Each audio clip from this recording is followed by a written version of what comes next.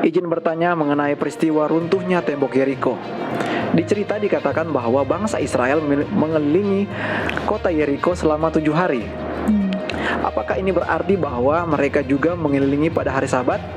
Apakah itu tidak termasuk bekerja? Terima kasih. Dan pertanyaan kedua, dalam 1 Raja-Raja 17 ayat 6, di sini diceritakan bahwa burung gagak yang diperintahkan Tuhan untuk memberi makan Elia dengan roti dan daging. Pertanyaannya, mengapa harus daging yang diberikan? Terima kasih. Silakan pendeta, ada 2 pertanyaan. Baiklah, terima kasih. Sebelum saya jawab pertanyaan saudari Esther Sabat ini dari Yosua pasal yang ke-6 ini kan di dalam kitab Yosua. Lalu kemudian masih ada kitab-kitab yang lain setelah kitab Yosua yang menceritakan tentang orang Israel, umat Tuhan, bahkan Yesus, murid-murid Yesus, bahkan para rasul yang dituliskan di dalam Perjanjian Baru. Apapun keterangan tentang apa yang terjadi pada Yosua pasal yang ke-6, keterangan itu tidak menghapuskan perintah Tuhan yang mengatakan, ingatlah dan kuduskanlah hari Sabat. Mengapa? Oleh sebab setelah bangsa Israel kembali dari pembuangan di Babel sekalipun, dalam kitab Nehemia pasal 13 dijelaskan di sana bahwa hari Sabat tetap dipelihara. Dan Yosua ini kan setelah Musa, masih jauh bahkan kepada zaman raja-raja. Lalu raja berganti raja, raja berganti raja, lalu orang Israel berubah setia, mereka kemudian dibuang ke Babel, kembali dari Babel masih menguduskan hari Sabat. Lalu kemudian pada zaman Tuhan Yesus hari Sabat tetap dikuduskan. Zaman rasul-rasul tetap hari Sabat dikuduskan di dalam Perjanjian Baru. Jadi apapun keterangan tentang peristiwa bangsa Israel mengelilingi kota Yeriko itu tidak meniadakan ketetapan atau keberlangsungan dan kesinambungan 10 perintah Allah, khususnya perintah yang keempat. Pertanyaan yang ditanyakan ini bersumber dari Yosua pasal yang ke-6. Kalau kita baca keseluruhannya, maka belum ada di dalam kitab Keluaran, Imamat, Bilangan, Ulangan, kitab-kitab Musa yang mengatakan bahwa berjalan pada hari Sabat adalah sebuah dosa dan sebuah pekerjaan. Belakangan, orang-orang Yahudi membuat perintah-perintah yang lebih ketat tentang hari Sabat dengan tujuan supaya mereka lebih berhati-hati dalam menguduskan hari Sabat. Sayangnya mereka menambahkan hal-hal yang tidak perlu, dan itulah yang menjadi pokok pertentangan antara orang Farisi, orang Yahudi dan Tuhan Yesus, bahwa Yesus tetap memelihara Sabat tapi bukan dengan cara orang Farisi memelihara. Nah, di dalam salah satu aturan yang mereka tambahkan itu adalah batas berapa panjang atau berapa jauh seorang boleh berjalan atau mengadakan perjalanan pada hari Sabat. Dan ada indikasinya pada waktu kitab Kisah itu ditulis oleh Lukas. Kisah 1 ayat yang ke-12 menggambarkan, coba kita baca Kisah 1 ayat yang ke-12. Maka kembalilah rasul-rasul itu ke Yerusalem dari bukit yang disebut Bukit Zaitun, yang hanya seperjalanan Sabat jauhnya dari Yerusalem. Jadi jarak dari Bukit Zaitun itu, kepada saudara yang boleh melihat Google Map atau yang sudah pernah mendapatkan kesempatan ke tempat itu, dari Bukit Zaitun itu sangat dekat sekali ke Yerusalem, bahkan ke kota Yerusalem yang lama. Ya. Hanya seperjalanan Sabat jauhnya. Berapa jauh ini seperjalanan Sabat? Seperjalanan Sabat ini kurang lebih 2/3 mil jauhnya. Ya, kurang lebih 1 kilo, kurang lebih. Ya, 2/3 mil jauhnya. Sementara kota Yeriko itu kalau dikelilingi Menurut para arkeolog yang menemukan bekas dibangunnya tembok Yeriko, sekarang masih ada dia punya site atau dia punya lokasi, ya, itu kurang lebih dia punya circumference atau lingkarnya itu adalah kurang lebih 0,5 mil. Jadi kurang dari seperjalanan Sabat panjangnya atau kelilingnya.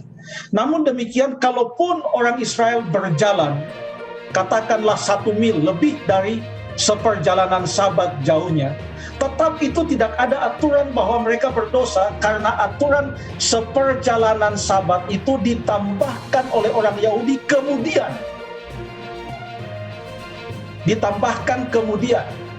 Kebanyakan dari aturan-aturan itu ditambahkan setelah mereka kembali dari pembuangan di Babel, yang ditulis dalam buku-buku tambahan, komentar-komentar kitab Perjanjian Lama. Ada Targum salah satunya. Itu disebutkan di sana. Ya.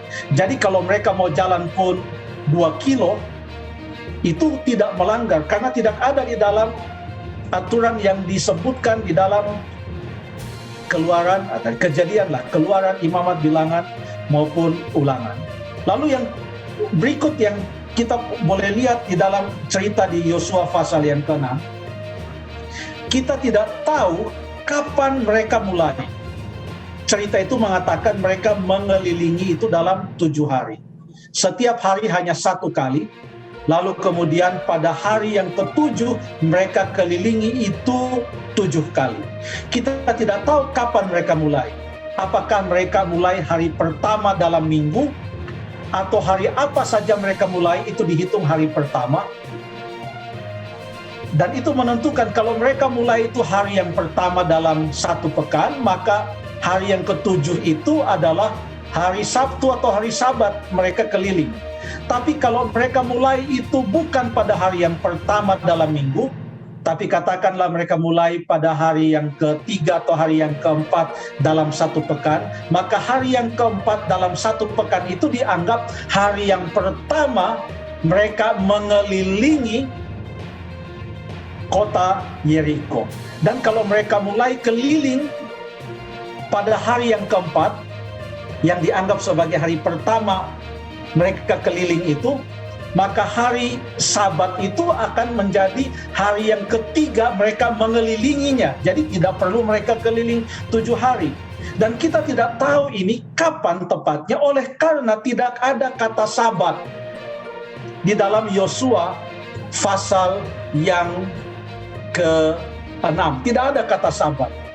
Bahkan kalau kita cari dalam kitab Yosua, saya harus cek lagi, tapi kemungkinan besar tidak ada kata Sabat di dalam kitab Yosua. Dan ini membuat kita tidak bisa langsung mengatakan, oh mereka keliling 7 kali itu pada hari Sabat. Ya.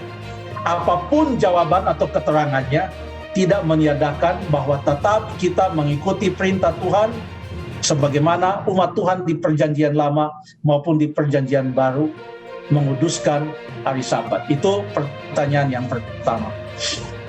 Pertanyaan yang kedua bagaimana? Tolong dibacakan sekali lagi. Oke pendeta, pertanyaan yang kedua. Maaf ini karena kepanjangan jadi mesti dibacakan lagi. Mungkin ini akan jadi pertanyaan terakhir pendeta untuk episode kali ini. Oh begitu. Iya. Yang kedua adalah dalam 1 Raja-Raja 17 ayat 6, di sini diceritakan bahwa burung gagak yang diperintahkan Tuhan untuk memberi makan Elia dengan roti dan daging. Pertanyaannya, mengapa harus daging yang diberikan? Terima kasih, pendeta. Silakan. Wah, ini pertanyaan sulit, apalagi sudah mengikut sertakan kata mengapa. Ya, memang dalam 1 Raja-Raja pasal yang ke-17 ayat yang ke-6, waktu itu kan ada kelaparan. Ya. Kelaparan kurang lebih 3 tahun lamanya. Lalu kemudian Tuhan Allah memelihara nabinya, yaitu Nabi Elia, di suatu sungai, yaitu sungai Kerit. Jadi dia bisa minum dari sungai itu, lalu kemudian makanan disuplai. Sungguh luar biasa, makanan disuplai dengan dikirimnya burung-burung gagak membawa roti dan daging. Mengapa harus daging? Jawabnya sangat mudah. Saya tidak tahu kenapa harus daging yang dikirim. Tapi yang saya tahu pasti adalah daging boleh dimakan, asal daging itu adalah daging binatang yang halal. Ya. Itu diatur di dalam Imamat pasal 11, juga diatur dalam Ulangan pasal yang ke-14. Ada daftar panjang binatang-binatang yang halal. Dan hanya binatang-binatang yang halal itulah yang dagingnya boleh dimakan. Jadi kalau Elia dikasih makan roti dan daging, sah-sah saja dia makan, itu dalam masa paceklik, masa emergensi, semuanya tidak ada hujan, dan itulah yang Tuhan berikan kepadanya. Tidak ada dosa di sana, dan semua berjalan sesuai dengan aturan Tuhan. Terima kasih.